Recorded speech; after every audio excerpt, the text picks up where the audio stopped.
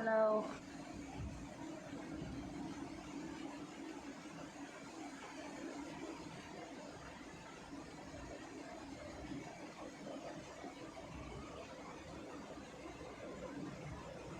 सभी को मेरा नमस्ते।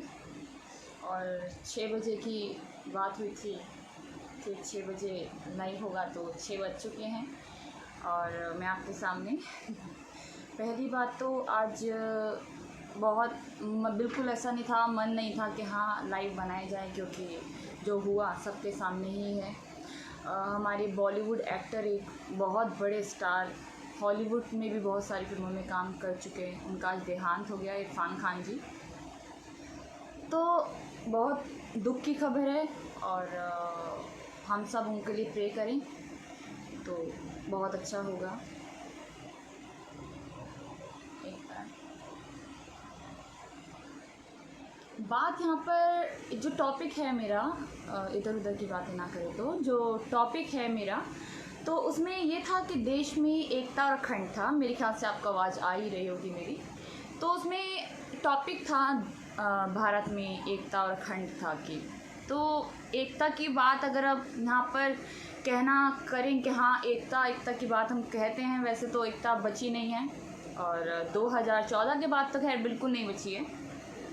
किसी पार्टी का बुराई नहीं कर रही हूँ, रियलिटी बताऊंगी।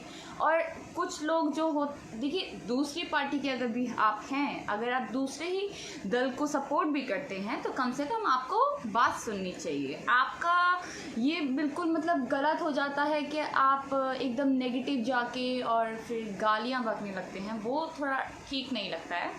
तो एक बार आपको शायद सबकी बात सुननी चाहिए और उसी के बाद कुछ रिएक्ट करना चाहिए आपको। तो अगर हम एकता की और अखंडता की बात करते हैं तो मेरे ख्याल से देश में जो सबसे ज़्यादा ज़रूरी चीज़ होती है वो होती है हमारी यूनिटी। यूनिटी मीन्स हमारा एक। तो अगर आपके देश में एकता है तो इट मीन्स आपका देश पूरा का पूरा, आप अपने देश को मतलब नॉर्मल, हमारा देश बहुत अच्छे तरीके से चल सकता है, बढ़ सकता है, क्योंकि हम पूरा जो भारत है वो एक साथ मिलकर काम करेगा उस पर। इसका मतलब आप किसी भी जाति के हैं, किसी भी धर्म के हैं और किसी भी रिलीजन से आते हैं, आप फीमेल हैं, आप मेल हैं, आप कुछ भी हैं, तो आपको इम्पोर्टेंस मिलेगी और का पूरा हमारे भारत में सहयोग रहेगा। ये हमारा अगर आप चाहते, मतलब एक भारत अच्छा बनना चाहता है तो इन चीज़ों की हमें ज़रूरत पड़ती है। बट हमारे यहाँ अभी 2014 के बाद जो घटनाएं होने लगी, मॉब लिंचिंग होने लगी, चाहे तो वो किसी की भी हो, मॉब लिंचिंग होने लगी, बहुत सारी चीज़ें ऐसी हमने देखा, स्टूडेंट्स पे हमला होने लगा, तो बहुत गलत था। दिल्ली यूनिवर्सिटी में भी, जामिया में, हर जगह हमने देखा कि बहुत सारा मतलब अलग अलग चीज़ें। टॉपिक जो आप बता रहे हैं मुझे, टॉपिक है देश में एकता और अखंडता टॉपिक है। तो इसमें क्वेश्चन आया कि देश में एकता और अखंडता का मतलब, मैं आपको, तो इसलिए ये मेरा ओपिनियन है, आपका हो सकता है कुछ भी हो, बट मेरा ओपिनियन ये है कि देश में जब तक एकता नहीं होगी, जब तक आपके पास कुछ भी नहीं होगा। और आपको बता देना चाहूँगी, यूएस की एक रिपोर्ट है, वो कल ही आई है यूएस की एक रिपोर्ट, और उसमें ये बताया गया है कि भारत जो है 14 जो सबसे बुरे देश है हमारे यहाँ जाति धर्म भेदभाव करने में, उसमें भारत ने पाकिस्तान को भी पीछे छोड़ा है। इट मीन्स कि पाकिस्तान से भी हम ज़्यादा भेदभाव पर अपना ध्यान दे रहे हैं आजकल। तो मेरे ख्याल से अगर हम सोचें कि क्यों है, तो ये सबसे बड़ा हाथ तो इसमें क्या सरकार का होता ही है, जैसी सरकार वैसे ही कारनामे उनके। पर एक चीज़ और है, इसमें सबसे बड़ा हाथ मीडिया का भी होता है। मीडिया का इसलिए हम कहें कि देखिए अभी फर्स्ट टाइम मतलब अभी देखा हमने कि पालघर में 2 साधुओं की हत्या हो गई। वहाँ पर साधुओं की हत्या हो गई और मीडिया उसको इतनी बुरी तरह चढ़ाने लगा और बोलने लगा कि मतलब एक कनेक्शन ढूंढने लगा। वो कनेक्शन ये था कि उसमें ये देखना था कि कोई मुस्लिम तो नहीं जुड़ा, और पूरे मीडिया ने, यहाँ तक कि एक रिपोर्टर, नहीं कहूँगी उसको, शर्म आती है रिपोर्टर कहते हुए उसको, बेशर्म आदमी है वो, तो उसके बारे में अगर मैं आपको कहूँ तो उस इंसान ने उसको मतलब इस तरह से दिखाया पूरे मुद्दे को कि आखिर क्यों हो रही है शादियों की हत्या। देखिए हमारे भारत में रीजन के लोगों की अगर हत्या होती है तो हत्यारा हत्यारा ही होता है। तब हम ये नहीं देखते कि वो कौन से रिलीजन का है, कौन से कास्ट का है, तब हम ये नहीं देखते और हमें मेरे ख्याल से देखना भी नहीं चाहिए। और मेरे ख्याल से स्टूडेंट्स जो जिस हम उम्र की हम हैं या फिर स्टूडेंट्स हैं जितने भी उम्र के, उनके लिए सबसे जो बड़ी बात मतलब ये आनी चाहिए, तो उनके लिए सबसे बड़ी एकता होनी चाहिए, यूनिटी होनी चाहिए। उनके दिमाग में अगर आप शुरू से ही ये भर देंगे कि ये दूसरे समाज से है या फिर ये वो है, आप इससे नफ़रत करें, तो मेरे ख्याल से हमारा देश आगे ही नहीं बढ़ पाएगा, जो हमारे यहाँ भारत में हो भी रहा है।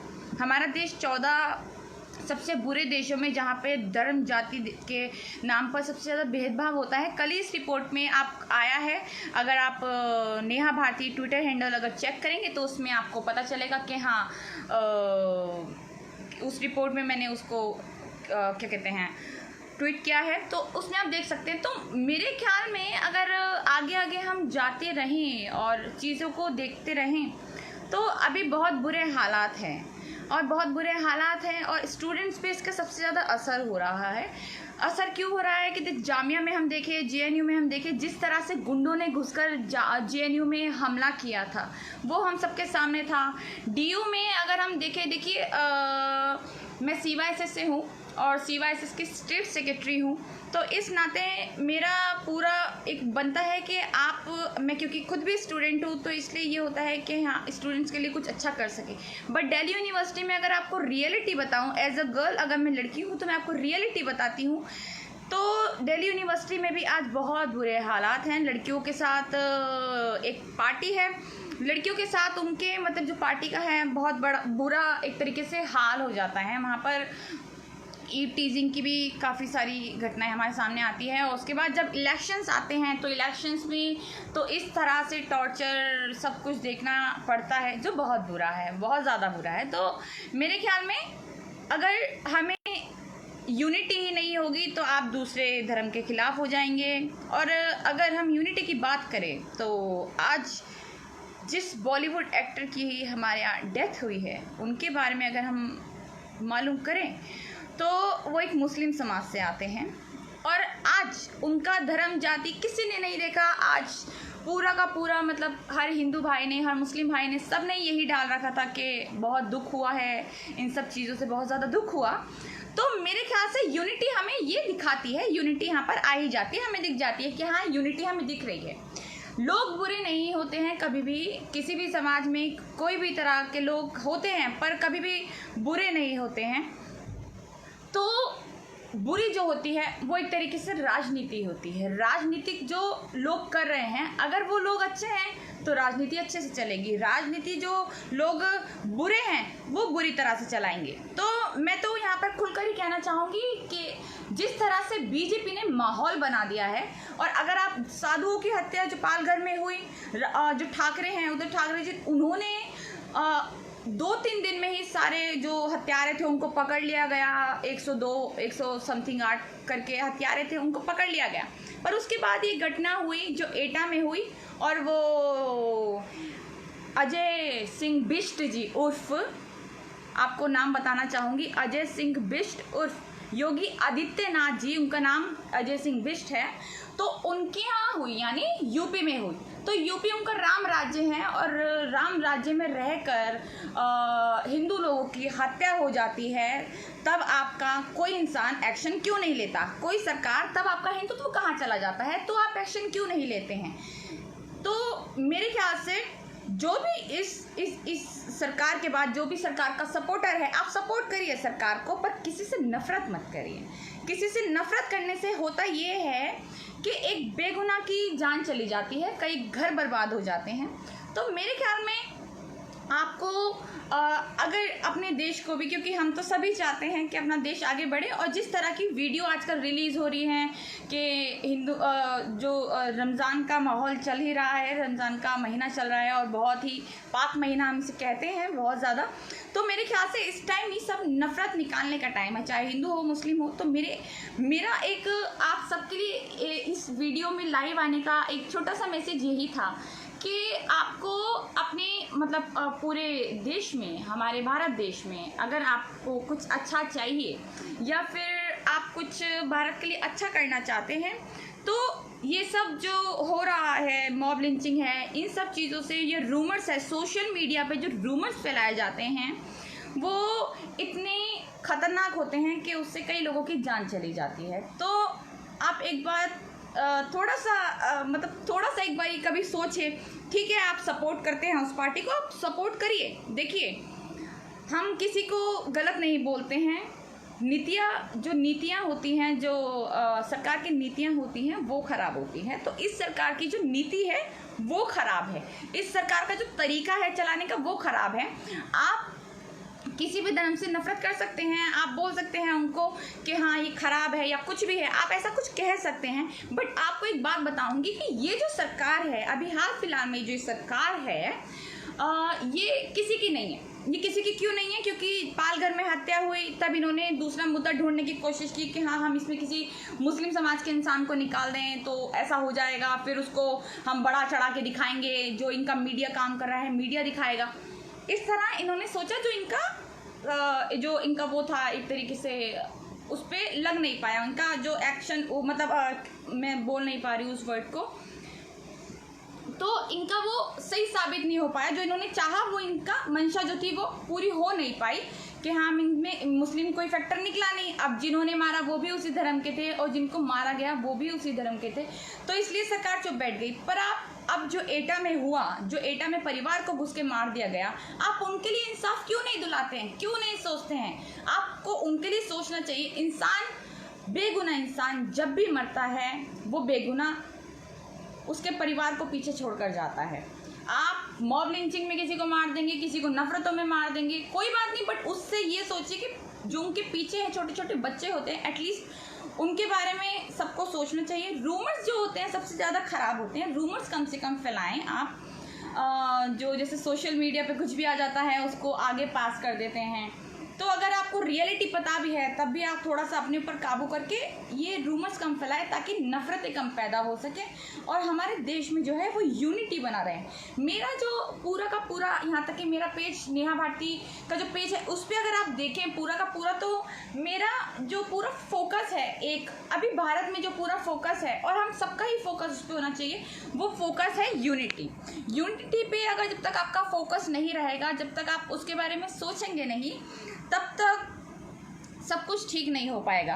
तो ये सरकार जो अभी हाल फिलहाल में ये सरकार है, उनका सिर्फ एक ही चीज़ का उनका एक मंशा है, एक तरीके से उनकी चाहत जो है वो एक ही चीज़ पे अटकती है आके, कि उनको किसी तरीके से गद्दी मिल जाए। गद्दी में उनके, देखिए जब भी कुछ होता है, दंगे होते हैं, फसाद होते हैं, कुछ भी होता है, तो आप एक बात देखिए कि लोग जो होते हैं, जो बेगुनाह लोग मर जाते हैं, उसमें हिंदू भी मरते हैं, मुसलमान भी मरते हैं। आप इस तरफ से लड़ाई करेंगे तो दूसरे समाज के लोग मरेंगे, आप उस तरफ से लड़ाई करेंगे तो दूसरे समाज के लोग मरेंगे।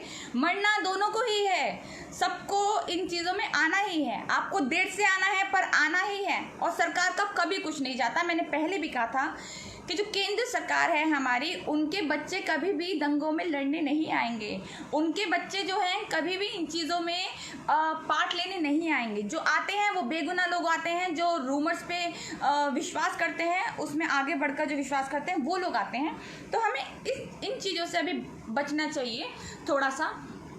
मेरा लाइव आने का मेन मकसद मेरा यही था कि आप लोगों को थोड़ा सा मैं बता सकूं। और मेन बात जो मैं कहना चाहती हूँ, एक बात जो है वो ये है कि आप प्लीज़, सबको ही मैं बोल रही हूँ कि आप प्लीज़, अगर आप दूसरी पार्टी को भी सपोर्ट कर रहे हैं तो लड़कियों को गालियाँ ना बकें। लड़कियों को क्यों गालियाँ ना बकें? क्योंकि आप किसी भी धर्म में हैं, चाहे तो इस्लाम में हैं, चाहे तो हिंदुइज़्म में हैं, कुछ भी हैं। क्योंकि औरत जो होती है, स्त्री जो होती है, लड़कियाँ, उनको देवी का रूप माना जाता है। और उसी लड़की ने अगर किसी भी मतलब जिस पार्टी का आप सपोर्ट करते हैं उनको कुछ बोल दिया है, तो आप उस पर गाली बकने पे उतर आते हैं, गंदी लैंग्वेज करने पे उतर आते हैं। वो बहुत गलत बात होती है। मैं अपने लिए ही नहीं कह रही हूँ, क्योंकि मुझे इन भक्तों से फ़र्क नहीं पड़ता है। ये मेरे लिए ताकत के समान है बहुत ज़्यादा। जब ये लोग गालियाँ बकते हैं तब तक आपका निशाना सही जगह पे जाता है, ये आपको याद रखना पड़ेगा ज़रूर। तो मेरा एक यही है कि आप बकतो, चाहे तो आप कितना भी गालियाँ बकते रहें, कोई भी पार्टी का कुछ भी बोलता रहे, ये आपकी ताकत है, ये आपकी ताकत है। क्यों? क्योंकि जब तक उन लोगों के दिलों में आग नहीं लगेगी, जब तक उनको सच्चाई का मालूम नहीं चलेगा, जब तक रियलिटी सामने नहीं आएगी। पर फिर भी जो लोग गाली बकते हैं उनके लिए एक छोटी सी मेरी तरफ से बहन समझ के अपनी ले लीजिए कि कृपया करके लड़कियों को गालियाँ ना दिया करें, लड़कों को भी ना दिया करें। जो आप, हो सकता है आपको बुरा लग रहा हो, आप कटाक्ष करें, उस पर बोलें कुछ, पर गालियाँ ना दिया करें। क्योंकि अभी मैंने एक वीडियो डाली थी, उस पर इस तरह से गालियाँ आने लगे कि ये है वो है। तो मुझे खैर कोई फ़र्क नहीं पड़ता है, बट हो सकता है कुछ जो लड़कियाँ अभी आगे आने की कोशिश कर रही है, बढ़ने की कोशिश कर रही है, उनको इन चीज़ों से प्रॉब्लम होती है, उनको लगता है कि नहीं हमें, तो आप इनसे बच के रहिए और यूनिटी बनाए रखें। मेरा तो छोटा सा मैसेज यही है। और क्वारंटीन चल ही रहा है वैसे तो, और CYSS देखिए, CYSS की तरफ से बहुत सारे प्रोग्राम हम दे ही रहे हैं। कोई हर एक कंपटीशन होता है क्वारंटीन के टाइम में, आप कंपटीशन में पार्ट ले सकते हैं। ड्राइंग कंपटीशन हो रहा है और राइटिंग हो रहा है, बहुत सारे कंपटीशंस हैं, लोग जीत भी रहे हैं उसमें, तो आप उसमें पार्ट लीजिए अपना थोड़ा सा। देखिए अभी लॉकडाउन तो है ही, और 3 मई के बाद अगर मैं फिर से ये बोलूँ तो सरकार की ज़्यादा बुराई हो जाएगी, क्योंकि जब मैं बोलने पे आती हूँ तो सरकार की कुछ ज़्यादा ही नीतियों का सामना करना पड़ता है उन लोगों को जो सरकार का सपोर्ट करते हैं। तो मेरा एक तो बहुत गर्मी है, बहुत पसीना आ रहा है मुझे, तो यही है कि आप क्वारंटीन का टाइम है, आप घर पे रहिए, अच्छे चीज़ें बना के खाइए, आप वीडियोस देखिए अच्छी, उनसे कुछ सीखिए। और ये टाइम जो है वो ये टाइम है जब आप अच्छे लोगों की वीडियोस देख सकते हैं। यहाँ तक कि आप जिनको सपोर्ट नहीं करते उनकी भी वीडियोस देखिए, जानिए आखिर कि वो लोग कह क्या रहे हैं, वो लोग क्यों कह रहे हैं, आखिर चाहिए क्या है, उसको सर्च करिए, फिर जानिए। और अंधभक्ति कृपया करके छोड़ दीजिए, सब अंधभक्त जितने भी हैं। वैसे तो मुझे लगता नहीं, मैं अभी CYSS के पेज पे से वो कर रही हूँ, तो मुझे लगता नहीं कि यहाँ पे क्यों अच्छे से मैसेज आ रहे हैं बहुत। तो थैंक यू सो मच आपके इतने ज़्यादा प्यार के लिए, जो आप मुझे मैसेज कर रहे हैं बहुत अच्छे, थैंक यू सो मच। तो मेरा तो यही है कि आप जितना हो सके अच्छे से रहिए, अपना दिल को खूबसूरत रखिए, आप खुद खूबसूरत होइए, घर पे मेकअप करिए पर ये सब जो रूमर्स है कृपया करके इनको अभी फैलाइए मत, छोड़ दीजिए, बहुत बुरी चीज़ है और आगे आने वाले टाइम में बहुत बुरी हो सकती है। तो प्लीज़ जितना हो सके अपने घर पे रहिए, लॉकडाउन का टाइम है, अपने माँ बाप के साथ टाइम बिताइए, अच्छे से रहिए। और मेरी तरफ से आप सबको, सभी जो मुस्लिम भाई हैं उनको रमज़ान की मुबारकबाद, और हिंदू भाइयों को भी रमज़ान की मुबारकबाद, क्योंकि ये महीना सबके लिए है, एक पाक महीना है। इस महीने में दिल को बहुत साफ़ रखिए, साफ़ करिए और ज़्यादा, और अच्छी तरह मनाइए। और ऊपर वाले ने चाहा तो जल्दी सब कुछ ठीक होगा, कोरोना वायरस जो है सब कुछ ख़त्म होगा। और CYSS जिस तरह से काम कर रहा है हम लोग इसी तरह से काम करते रहेंगे। दिल्ली सरकार जिस तरह से अच्छा काम कर रही है वो इसी तरह से काम करती रहेगी। और आप भी अपने घर पे रहिए और सेफ रहिए। Okay, bye.